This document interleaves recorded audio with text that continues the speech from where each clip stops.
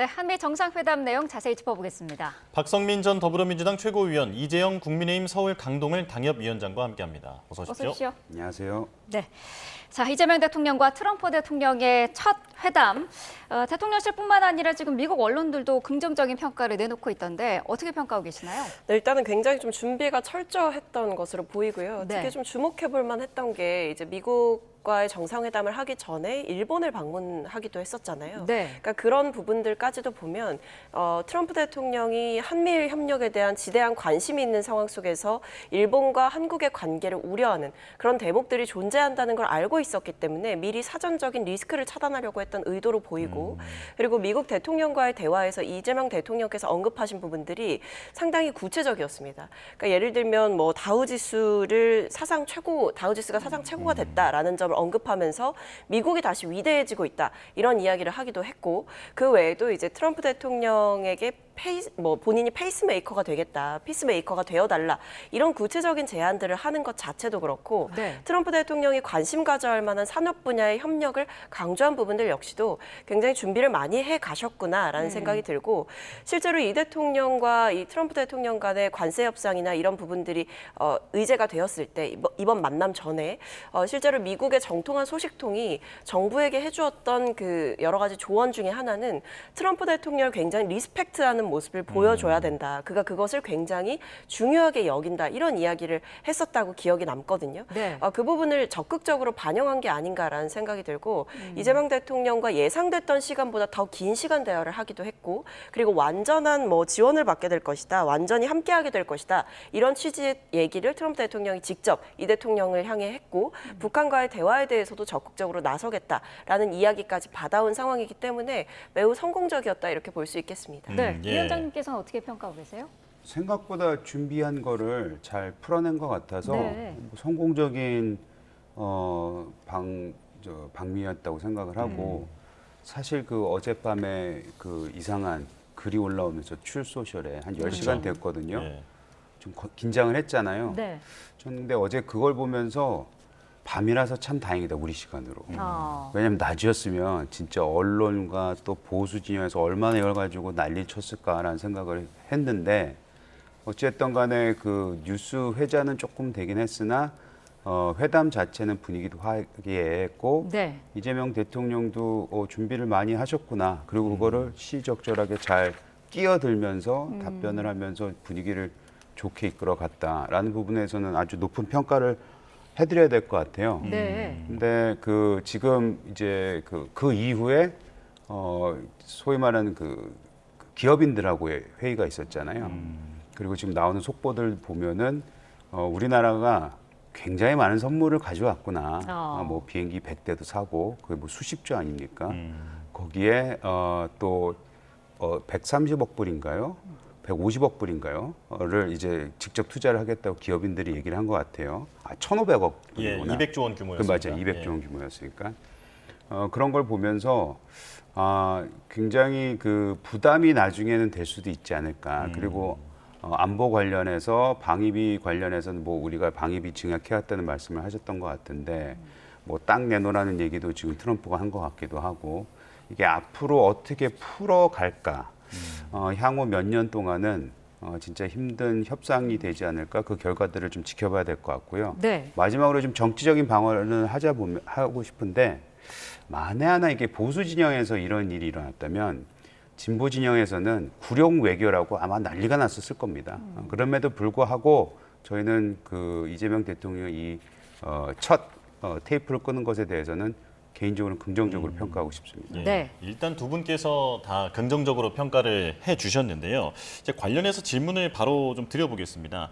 그 정상회담 직전에 트럼프 대통령이 올렸던 그 글, 숙청이라든지 교회 급습이라든지 이런 여러 가지 표현들이 나와서 큰 관심을 받았는데 이제 이재명 대통령이 직접 해명을 하니까 한 3시간 만에 오해라고 확신한다라면서 수긍하는 모습을 보였습니다. 왜 이런 발언을 트럼프 대통령이 했을지도 좀 궁금하고요. 이에 대한 이재명 대통령의 대응에는 어떤 평가를 내리시겠습니까? 일단 대응은 굉장히 훌륭했던 것 같습니다. 왜냐하면 이재명 대통령의 빠른 이 언급이 있었고 수습이 있었기 때문에 그 트럼프 대통령이 직접 오해라고 확신한다라는 표현을 썼다고 생각을 하고요. 실제로 설명도 이제 오산 기지 내에 있는 미군을 이제 수색을 한 게 아니고 한국 공군 시설이 대상이었다라는 점을 분명하게 밝혔기 때문에 이 점이 트럼프 대통령에게 굉장히 좀 설득력이 있었을 것이다라는 생각이 들고 뭐 교회에 대한 압수수색 같은 경우에도 국회의회 임명이 된 특검이 이제 수사를 하고 있는 것이다라는 점을 언급했다라는 점을 보면 이 트럼프 대통령도 충분히 이해할 만한 상황이었다라는 생각이 듭니다. 다만 저는 이런 뭐 일종의 해프닝이라고 할 수 있겠죠. 근데 이 해프닝을 뭐 과대 해석하는 거는 좀 조심해야 하고 이것을 가짜 뉴스처럼 퍼뜨리는 것도 지양해야 할 일이지만 사실 이 일에서 제가 개인적으로 좀 느끼는 것은 이 트럼프 대통령과 그의 측근들에게 한국의 소식을 제대로 전하는 통로가 존재하느냐에 대해서는 조금 살펴봐야 된다라는 고민이 들었습니다.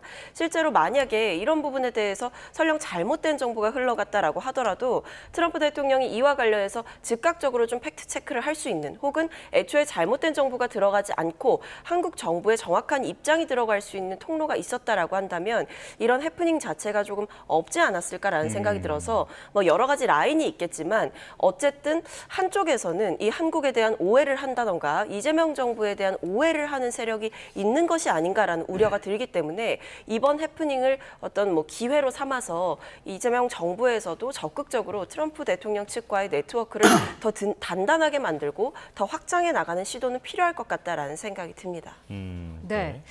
이번 정상회담에서 언급된 내용들을 구체적으로 좀 짚어보면은 이재명 대통령이 먼저 북미 대화를 재개해야 된다라는 부분을 언급을 했습니다. 북한의 김정을 위원장을 만나달라라고 트럼프 대통령에게 제안을 했는데 트럼프 대통령도 올해 안에 만나고 싶다라고 답변을 했더라고요. 어떻게 들으셨나요? 뭐 일단 가능할지 안 할지는 모르잖아요.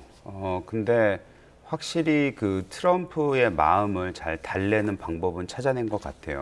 왜냐하면 지금 트럼프가 이제 그 하는 일 중에서 보면은 뭐 우크라이나도 그렇고 중동 지역에서도 그렇고 여러 가지로 본인이 소위 말한 아까 그 이재명 대통령이 얘기했던 피스메이커, 네. 즉 나는 노벨 평화상을 받고 싶어를 노골적으로 지금 행보를 하고 있거든요.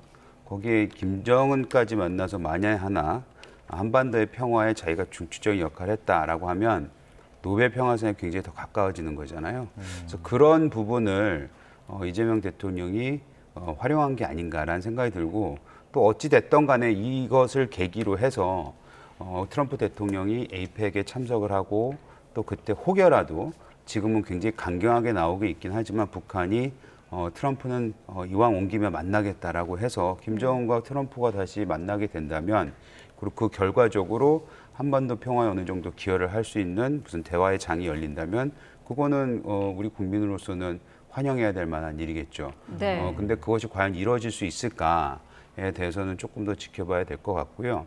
아까 이제 그 트럼프 소셜에 올려왔던 얘기에 대해서 네. 잠깐 말씀해 주셨는데 저는 이거는 트럼프뿐만 아니고 그 주위에 계신 분들이 상황을 보고 얘기한 거라 그래서 이걸 가짜 뉴스라고 얘기할 수 없는 게 순복음 교회라든지 김장훈 목사님의 극동 방송이라든지 이거를 압수수색한 거는 맞고 그 압수수색에 있을 때도 당시에 나왔던 여러 가지 말들은 목사님들 그리고 대형교회 목사님들 교계를 대표하시는 분들을 이렇게까지 특검에서 압수수색을 하는 게 맞느냐라는 부분에 대해서 사회적 비판이 굉장히 높았습니다.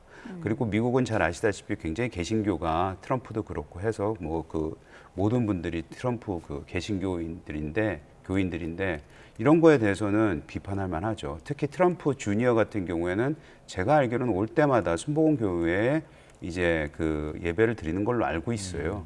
그렇기 때문에 자기 아들도 내가 갔던 교회 목사님을 이런 식으로 특검에서 압수수색까지 하고 욕보인다라는 얘기를 안 했겠습니까? 그래서 그런 부분은 우리가 우리 국내지라는 일들이 국제적으로 얼마나 영향을 미치는지에 대해서도 고민을 해야 되지 않을까 하는 생각이 듭니다. 네. 예. 자, 속보 한 가지 전해드리겠습니다. 당정이 내년도 예산안에 대해서 논의를 오늘 아침에 했는데요.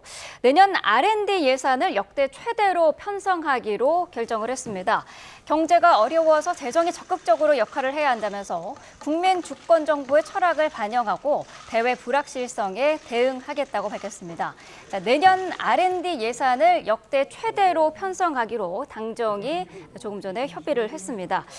이 R&D 예산은 지난 정부에서 사실 대폭 삭감이 돼서 현장에서는 어려움을 그동안 호소를 해오지 않았습니까?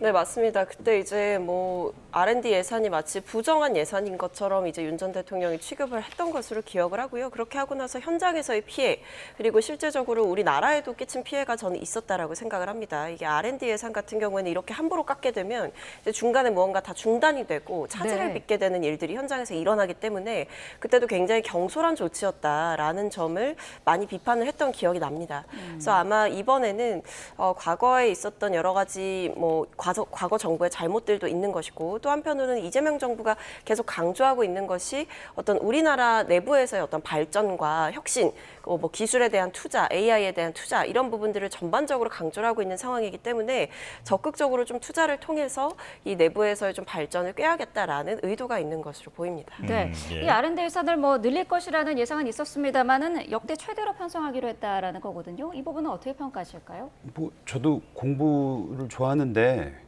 그 R&D 예산은 그 GDP 대비로 우리가 많이 얘기를 하잖아요. 네.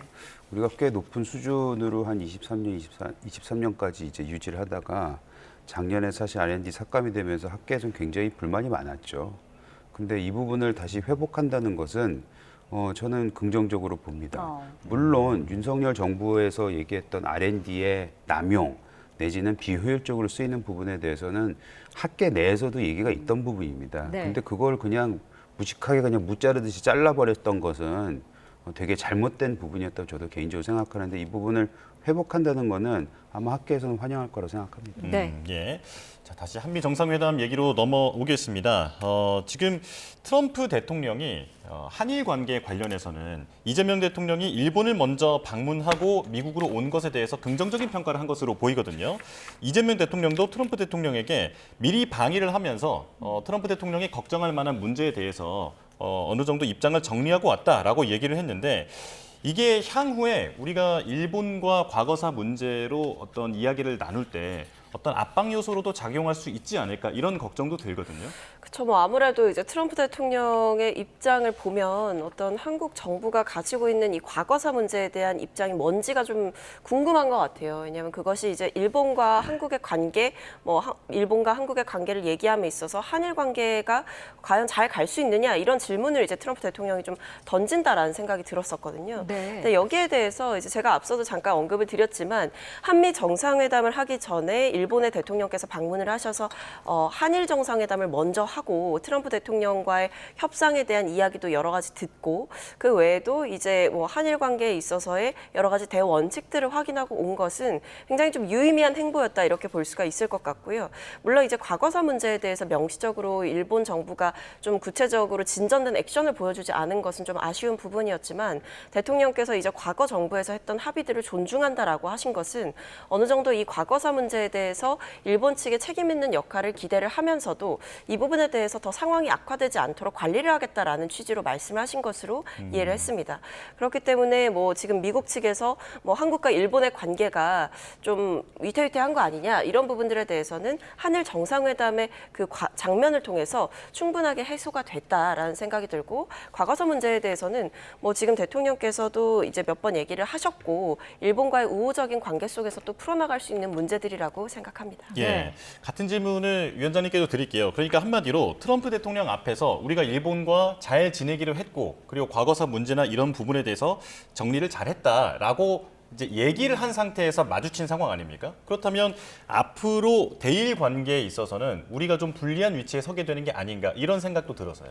일단 이재명 대통령이 일본에 가서 보여줬던 모습이라든지 지금 현재 미국에서 갔던 모습은 이게 과연 우리가 아는 이재명이라는 사람인가에 대해서는 궁금증을 자아내게 하죠. 왜냐하면 정치인으로 그동안의 모습을 보면 반미, 반일 이거에 아주 앞장섰던 분이시잖아요. 근데 지금은 일본 관련해서도 사실 과거사에 있어서 굉장히 유연하게 대처를 했고 미국에 가서도 일본에 갔던 그 사례를 들면서 지금 관계가 잘 개선되고 있다라고 얘기해서 미국이 듣고 싶어하는 얘기를 했습니다.